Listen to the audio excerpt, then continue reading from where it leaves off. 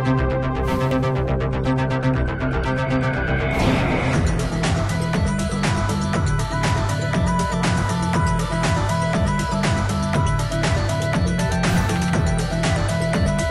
to the global supply chain, a massive machine that gets things where they're going across the entire planet.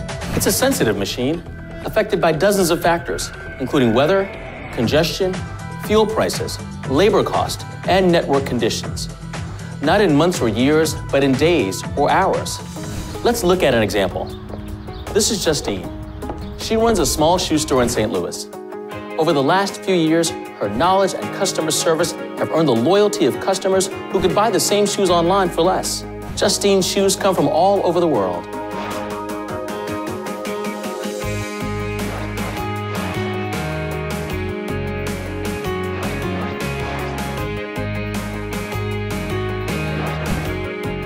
I don't care how my shoes get here, as long as they get here when I need them.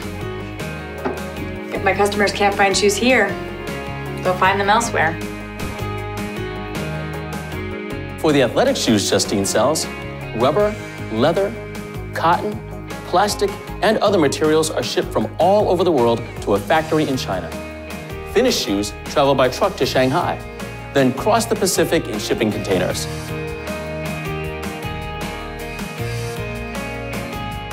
The shipping containers are unloaded, and a crate of athletic shoes starts a journey by truck to St. Louis, where they're delivered to a distributor's warehouse. When Justine orders more shoes, the distributor ships a dozen boxes across town on a freight services truck.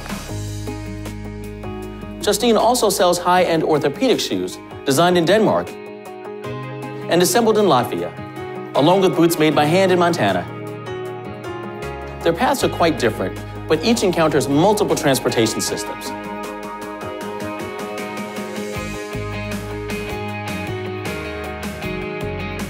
Sometimes I'll get a call from a distributor saying my shoes got held up at a port, or that they're sitting on a train track somewhere waiting to be unloaded. Sometimes they can't even tell me when I'm gonna get them. What if I just started advertising a sale? I don't have the room or the money to stockpile extra inventory. Justine's business depends on the transportation systems of 13 states and many countries. Justine's store isn't the only business that depends on domestic or global lines of supply. Automakers, retail stores, power plants, factories, hospitals, gas stations, and many others rely on the global supply chain and the multimodal transportation network that supports it to keep the nation's economic engine running. A strong and growing U.S. economy requires the safe, reliable, efficient movement of goods, both domestically and internationally. 24 hours a day, 7 days a week, our nation's transportation system moves things like coal and corn, all the way to electronics and jewelry. Today, we have just-in-time delivery. It's an on-demand supply chain. So we really rely on an efficient transportation system to get the parts or to get the products where they need to go when a customer wants them. That ultimately helps lower prices and puts dollars back in Americans' pockets. In order to make that supply chain work, it requires close coordination between the public and private sectors. What happens if the global supply chain slows down, becomes congested, or even stops? Within a very short period of time, these impacts are felt locally. For example, within 6 to 12 hours, assembly lines will come to a stop. Within 24 hours, many hospitals will run out of essential supplies. Within 48 hours, many service stations will run out of fuel. Within 72 hours, grocery stores will run out of perishables.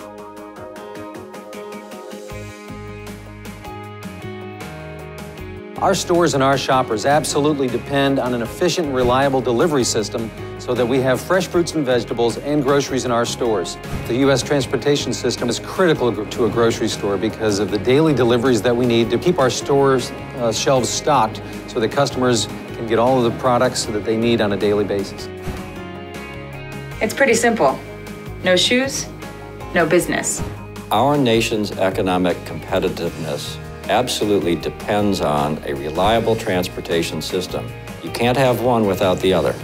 When state and local economic development agencies are developing new projects, they need to keep that perspective in mind. Today, you've heard from the business community about the importance of investment in our national transportation system, particularly the movement of freight out on that system and the impact that it has on our economy.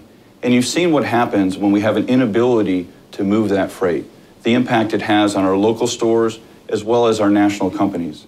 At the Federal Highway Administration, it's our responsibility to ensure efficient freight movement across that system, and we're working hard to do so. Our goal is a more efficient highway system, and we're working hard to achieve that goal.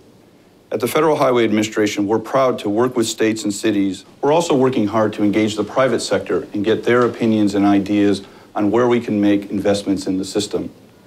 We invite you to join us in this important mission. It is only through working together that we can keep America moving.